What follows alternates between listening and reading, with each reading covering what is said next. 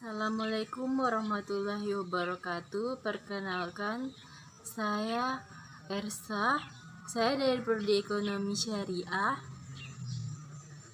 dengan NIM 1804010053. Baiklah, yang pertama saya akan membacakan dan menjelaskan satu ayat dan menjelaskan hukum ilmu tajwid yang ada di dalam ayat tersebut, yaitu dalam surat Al-Isra ayat 1 yang berbunyi A'udzubillahi minasyaitonirrajim, Bismillahirrohmanirrohim, Subhanallazi asra bi'abdihi ilam lailam minal masjidil harami ilal masjidil aqsal lazi barakna haulahu linuriyahu min ayatina innahu huwas samiul bazir.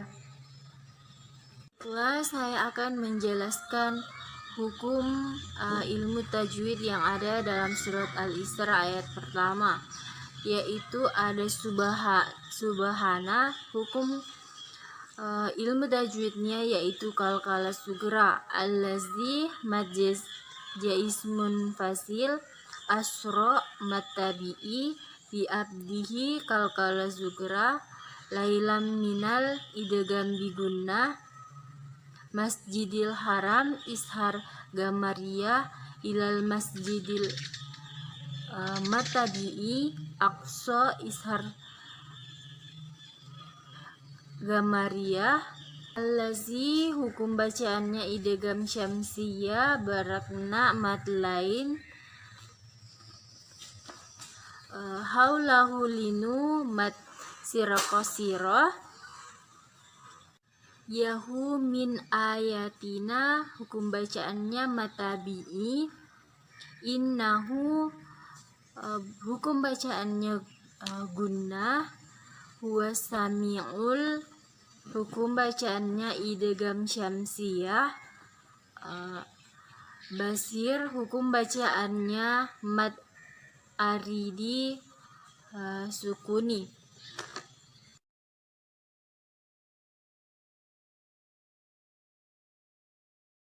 Baiklah, sini saya akan membahas tentang hadis tentang Islam dan kearifan lokal, di mana hadis tersebut yaitu tentang halal bihalal, di mana yang berbunyi yaitu man sarrahu an yubsata lahu fi rizki au yabsau lahu fi atharihi falyadil rahim.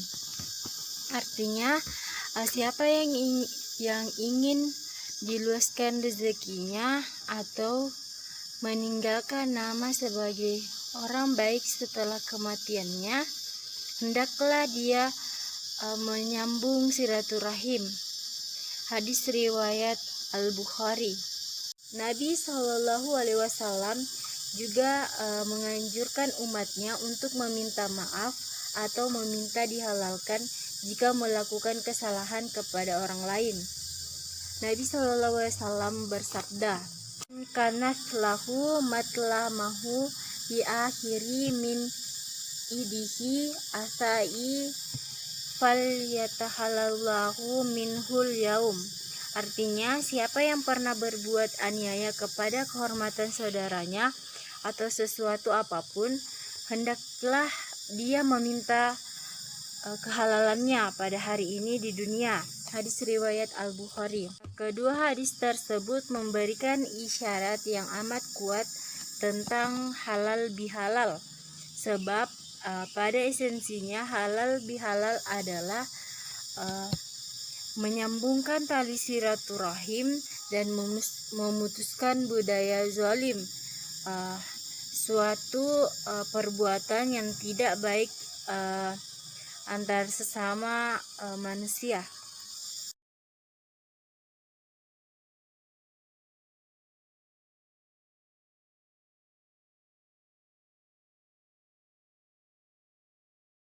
Assalamualaikum warahmatullahi wabarakatuh. Perkenalkan, nama saya Ersa.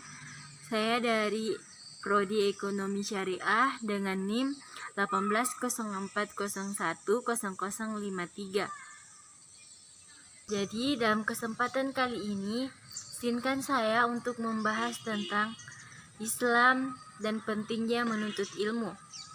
Jadi, dalam ajaran agama Islam, kita sebagai umat Muslim diwajibkan untuk menuntut ilmu, baik itu ilmu duniawi maupun ilmu ukhrawi. Ilmu sangat mempunyai peran yang penting bagi perjalanan hidup semua umat manusia. Dengan ilmu yang sudah didapatkan, membuat seseorang bisa membedakan mana hal yang baik dan mana hal yang batil. Dengan mempelajari ilmu juga akan membuat seseorang lebih baik dalam menjalankan ibadah dan perintah Allah yang lainnya. Nah, salah satu bentuk ibadah adalah tekun menuntut ilmu. Islam akan meninggikan derajat orang-orang yang berilmu. Begitu pentingnya ilmu dalam Islam sehingga diperintahkan melalui Al-Quran maupun hadis. Dalam Islam juga tidak boleh mendikotomikan ilmu. Semua ilmu saling berhubungan dan tentunya semuanya kembali pada kitab Allah. Nah, dalam suatu hadis riwayat Ibnu Majah, menuntut ilmu hukumnya ada yang mengatakan fardu ain dan juga fardu kifayah, di mana fardu ain adalah wajib hukumnya bagi setiap muslim untuk mengerjakannya, sedangkan fardu kifayah apabila salah satu sudah mengerjakan maka gugur kewajibannya bagi yang lain. Ia juga menambahkan, kunci keberhasilan adalah dengan ilmu. Barang siapa menginginkan soal-soal yang berhubungan dengan dunia, wajiblah mereka memiliki ilmunya. Dan barang siapa ingin selamat dan berbahagia di akhirat, wajiblah ia memiliki ilmunya pula. Dan barang siapa ingin keduanya, wajiblah ia memiliki ilmu kedua-duanya.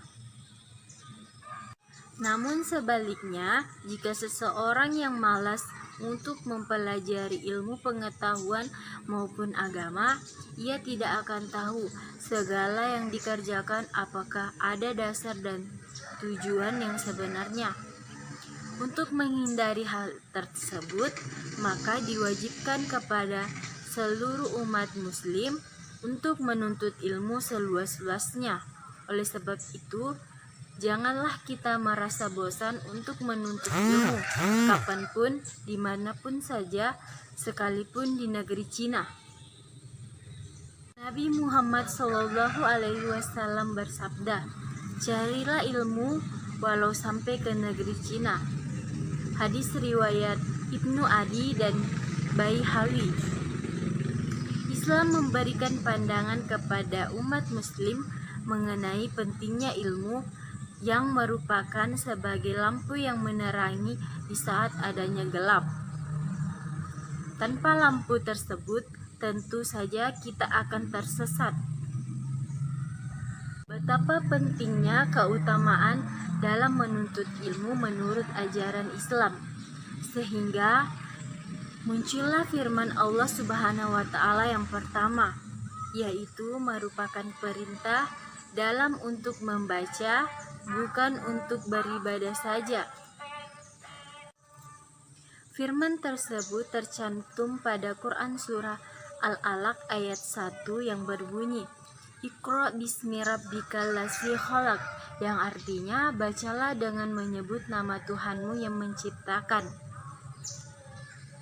Wahyu pertama tersebut memanglah tidak secara jelas dalam memerintahkan untuk belajar, tetapi bacalah.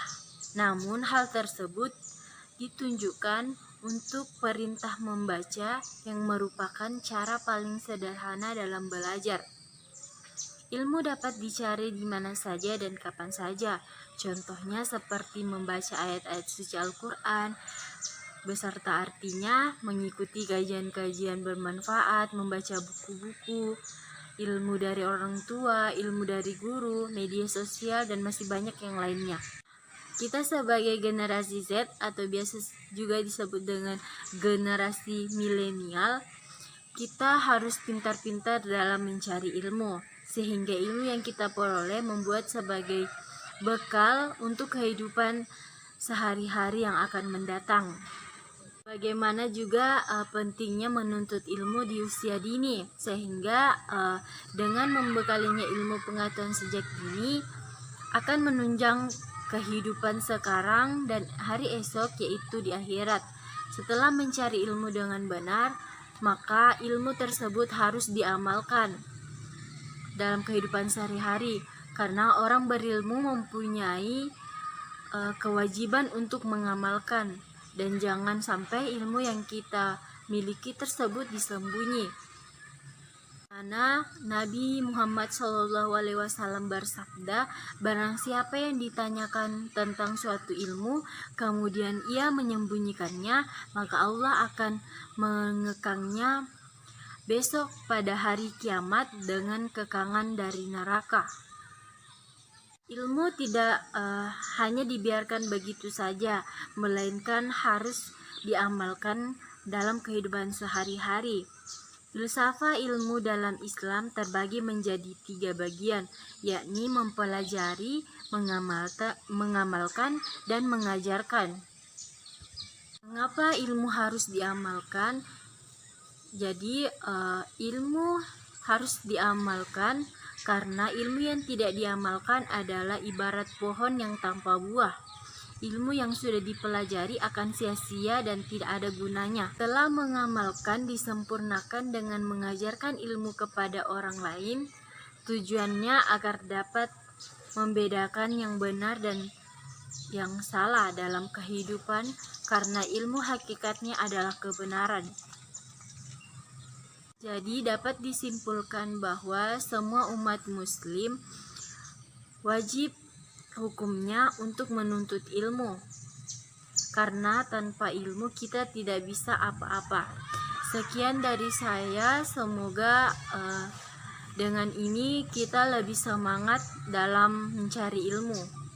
Mohon maaf jika dalam menyampaikan banyak kekurangan. Sekian dari saya. Wassalamualaikum warahmatullahi wabarakatuh.